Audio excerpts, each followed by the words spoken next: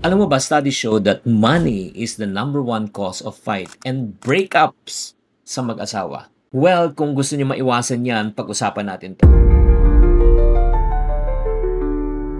Hi there, this is Shikitan, your pambansang wealth coach. Totoo po yan, ang pera po ay isa sa pinakasanhi na problems and then sa buhay mag-asawa. Do you agree? Alam mo, kung gusto mo talaga magkaroon ng forever, hindi lang puso dapat ang paiiralin. Dapat align pati ang bulsa. Di ba? May kasabihan nga aanhin mo ang pag-ibig na wagas kung wala kayong makakaing bigas. Kaya nga kung gusto nyo talagang maayos to, pakinggan nyo to. Tapusin nyo to until the end dahil sa end po, meron ako isi-share po sa inyo that can really help you to manage your finance together. Una, pag-usapan nyo talaga ng totoo because honesty is the foundation of any relationship. Kung hindi kayo open sa inyong gastusin, sa inyong utang, sa inyong savings, para kayo nagtayo ng bahay na, yun nga, it's founded on sand, not on really a good foundation.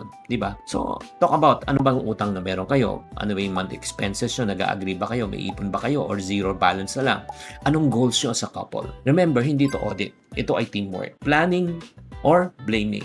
It's your choice. So, number 1, mag-usap kayo. Number 2, I highly recommend na magbuo kayo ng emergency fund. Alam mo, love won't last that long kung talaga parating may emergency. Kasi sa totoo lang, ang pag-ibig hindi kayang pigilan ng emergency. Paano na kung mawala ng trabaho? Huwag naman sana. Paano kung magkasakit? Paano na kung may hospital bill? So, emergency fund is really crucial to a relationship. Parang seatbelt yan sa sakyan. At least 3 to 6 months of your emergency fund. Ang suggestion ko po sa inyo, treat the emergency fund like a bill. Kahit maliit, nagtatabi kayo pero patuloy-tuloy. Rule number 3, huwag tatakbuhan ang money talk. Ano ibig sabihin? Pag-usapan nyo ang pera sa buhay mag-asawa. Kung may problema, sabihin agad, huwag ikubli.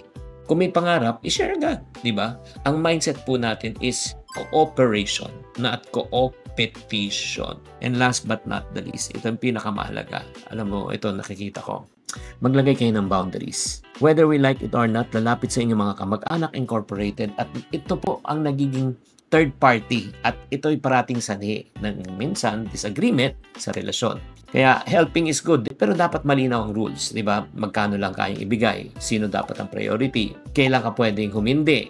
Di ba? Kung hindi mo kaya. Mga friendship, especially if you are a couple out there, now imagine this with me.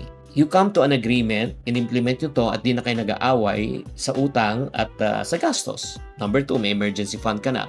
Number 3, may savings ka na para sa dream car, dream house, dream travel. At imbis na stress at pagproblema pinag-uusapan, ang pinag-uusapan yung bonding and then making your dreams come true. Feel mo ba yun?